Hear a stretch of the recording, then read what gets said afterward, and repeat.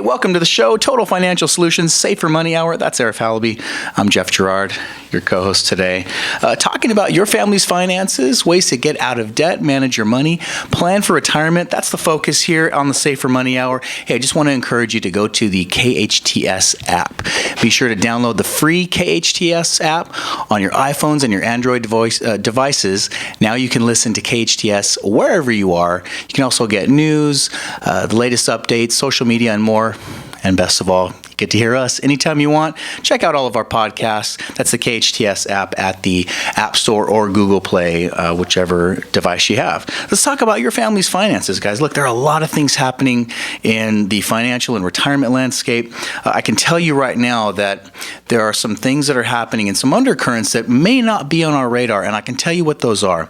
A big part of this is some of the things that are, well, I guess slated or potentially becoming targets in the retirement world, and namely, that's the Roth IRA. And you say, what's a Roth IRA? Well, let's start with what an IRA is. That's an individual retirement arrangement. That's what the acronym means. If you look up the IRS code, that's the Internal Revenue Service.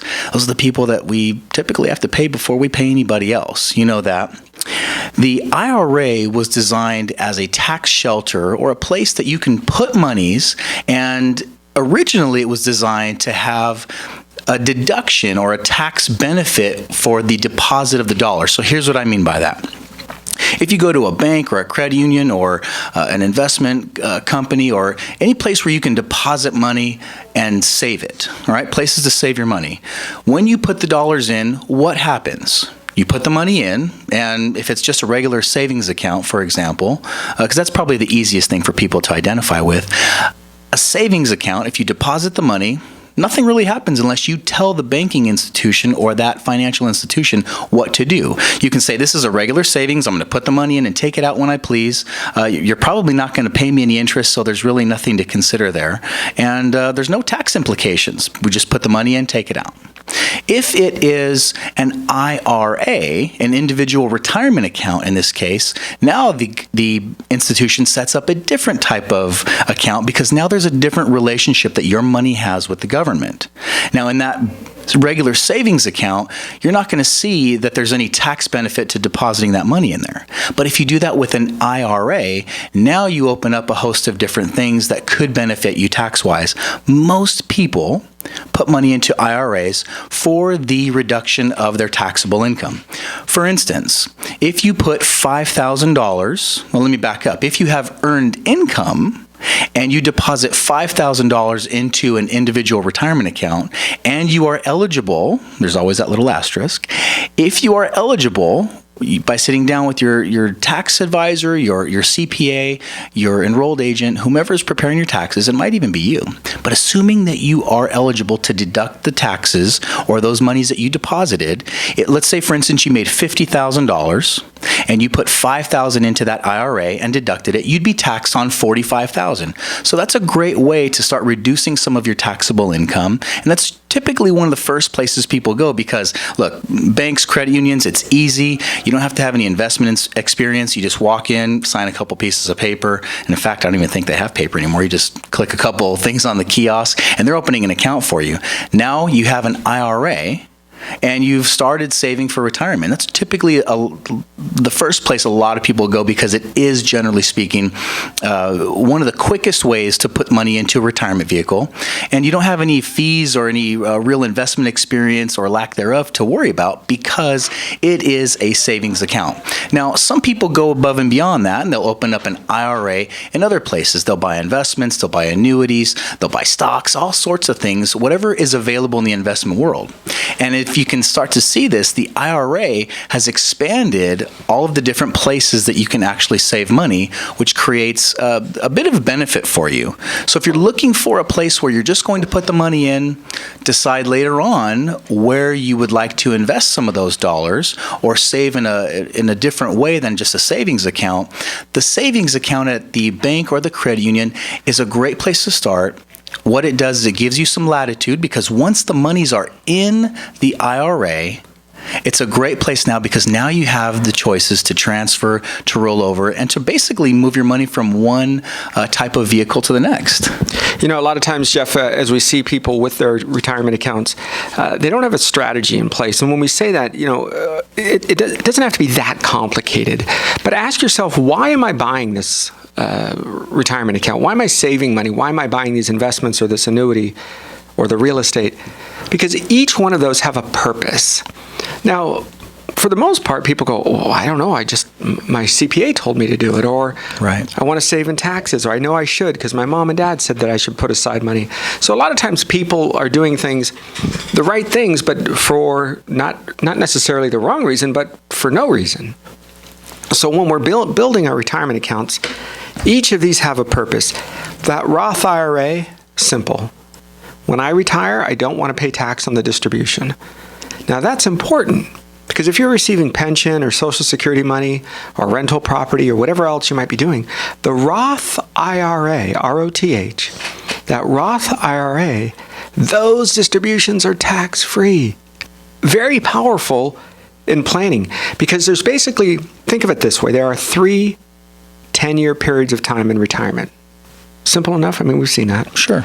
The first 10 years is generally where you spend the most money. Right. You're traveling, you're buying that car you've always wanted, your kids are out of school and usually on their own by that time. That first 10 years usually includes something, a big expense like a vacation home or an RV. You're kind of spending more money than you did when you were working. The second 10 years, you generally try to stay close to home. Wherever your kids are, you're either moved close to them or you've kind of established that next part of your home, next part of your life, that home, that single story. You kind of decided that's where you're going to live. Your last 10 years, that's medical. That's called survival. That's hip replacements. That's knee replacements, physical therapy, all the stuff that we would do. So those first 2 10-year periods of time, in other words, the first 20 years of retirement, your biggest expense is taxes. Your third 10 year, that last bit, it's medical. That's right. And interestingly enough, you say that, healthcare and taxes are 2 of the biggest expenses that people will face in retirement. And I think it's something that we overlook. So getting back to that IRA and the Roth IRA, the reason I broke down that IRA is because so many people are focused on getting the tax break now when it comes to saving for retirement. That Roth IRA is a great place to have some of your money because you may not get the benefit today. And in fact, you don't. You don't see that deduction in my example where you get to deduct that from your taxable income. But as Arif mentioned and pointed out nicely is that those distributions that you take out are tax-free. And we're starting to see costs of living increases not happen. Yeah. And if you want to take more money out just to keep up with inflation or the cost of living going up, you're going to start to see a bigger tax bill. With the Roth IRA, you would not have that implication because, frankly, there's no taxes when it comes out. Folks that would never pay taxes before because their income was low enough are now being hit by incredibly high amounts of tax consequences, up to and including that alternative minimum tax. The AMT, that alternative minimum tax, hits you. It used to be it was going to catch the ultra rich that might write off everything, and right. We want to keep those guys from writing off their vacation to the Bahamas and that fancy car as a business write-off.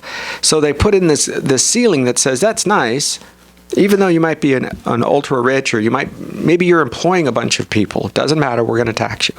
Well, that is now affecting people that are middle class.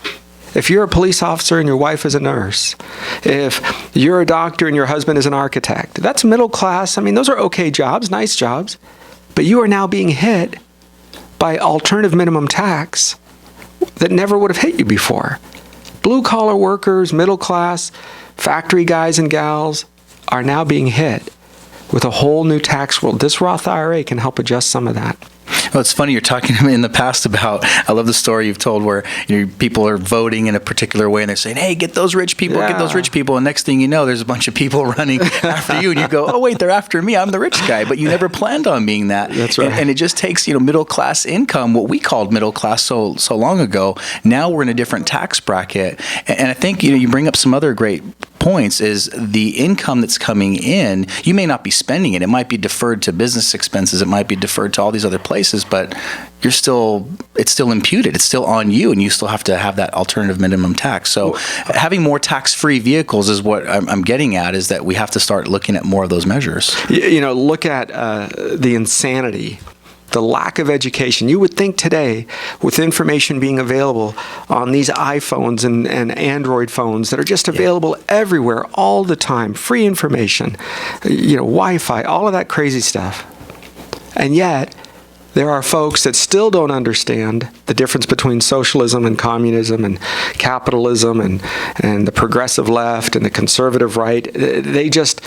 They buy into a couple of few-minute commercials, and they think that must be the way to go. And you say, well, Arif, that's a little bit harsh.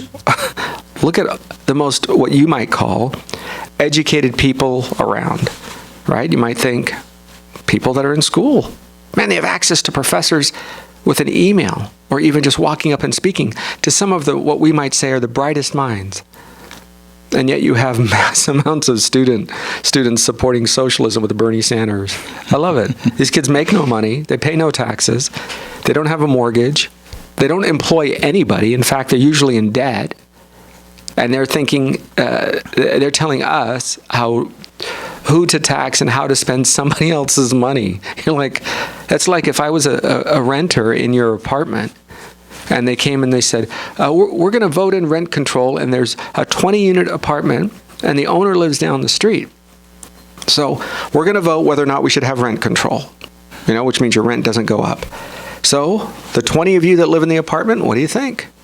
No, I think we should keep our rent pretty low. And the one owner who put his money at risk and bought this building and has to pay all the bills and make sure, and in California, when he or she's going to evict you, it takes 6 months or a year.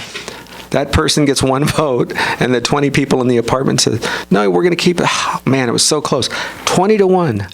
Can you imagine? So you're saying he had a chance? Yeah, 20-1.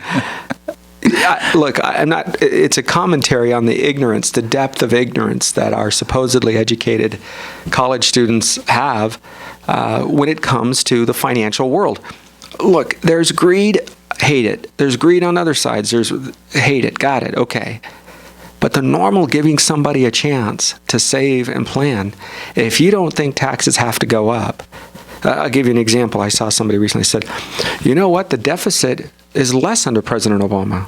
I go, okay. And, Republican Congress, folks, there's two sides to tango here. Sure. And they said, well, look, he quadrupled it, which is the amount that you go over each year. So if you make $100,000 a year and you spend $110, right, that's what we were doing, let's say. And then when he came into office, we spent $160. You're like, well, you got to be kidding. And then today it's at 120. You go, see that? He lowered it. Well, he quadrupled it or so one time and then reduced it the next. And I'm not saying that he had to or didn't have to. That's not the commentary. It's that us buy off on that. Instead of questioning, going, look, maybe he had to do it. Maybe that's the way we save the nation. I don't know. But you can't tell me that those numbers make sense to anybody. You can't say, oh, well, boy, he lowered the deficit. And this was an educated friend of mine that said it. Mm-hmm. I said, but what's the debt? They go, well, what do you mean? I go, you don't know the difference between a deficit and a debt? They said, well, aren't they the same thing? Educated. And I said, no, they're not the same thing. The debt is how much you have sitting on the books. That's your credit card debt. The deficit is how much more you spend this month than you make. Those are different numbers. Just because you used to make $100,000 and now and spend $110, now you spend $102, doesn't mean you're good. You're just as wacky. You got to go back up and say, oh, maybe I should spend $90 and pay off $10,000 of credit card debt that I had from the previous 5 or 10 years. So these are financial basics that cause people to not save in a Roth IRA. Because they think, well, gosh, taxes are going to be lower when I retire. And Jeff, do we find that to be the case?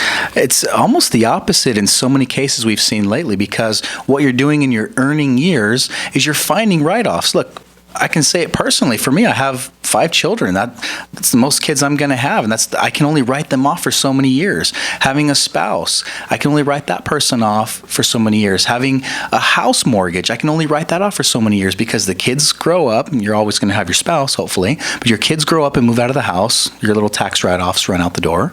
Most of your mortgage interest is paid off because it's only the interest that matters in this. So when you spend the first 10 or 15 years of a 30-year mortgage in this example, paying the interest part of it, and then the rest of it is being paid back as principal, you don't get that same write-off. But people don't think that. They race to pay off their house, and they race to do all these different things. And I wonder, why are they doing that? They're putting as much money as they possibly can in their 401ks pre-tax. Look, I love saving. Trust me, I love saving, but do it for the right reasons, not just because the herds and droves of people are saying, put all the money you can into a pre-tax scenario. They're maxing out their IRAs, their traditional IRAs, all of these tax deferrals. Note the key word here is defer. Yeah. They're putting it off for later. It's like a student loan, right? That they're in deferral. Oh, my loans are in deferral. Great. Do you think they're going to want their money someday? Of course they do. Who do you think is going to have more funds in the future to tax? Your 28-year-old just graduated with $50,000 in student loan debt. Your 35-year-old with 2 children and a spouse that stays home, right, with all those write-offs? Or do you think the 65-year-old with 100, $500,000, $800,000, $2 million in retirement assets with no debt and income without taking a job, who do you think they're going to tax more? You get one vote. If you're retired and you have $1 million and you've done all the right things, you paid out, you get one vote. But so it's the same vote as the 26-year-old who's trying to say, I want free college, pay off my student loans, I need money, give me free birth control and health care, and I want cell phones. I want a free cell phone. That's the same. That person has one vote. So you've got to plan strategically, and you need a partner. If we can help, that's what we do. Total Financial Solutions, that's who we are. You can get a hold of us at hometownstation.com. Click on Total Financial Solutions, and maybe we can help. We'll be back in just a minute. I'm Arif Halaby. That's Jeff Girard. Thanks for starting the show, Jeff. We'll be back at Total Financial Solutions, Save for Money Hour, on your place for news, talk, and information, AM 1220 KHTS.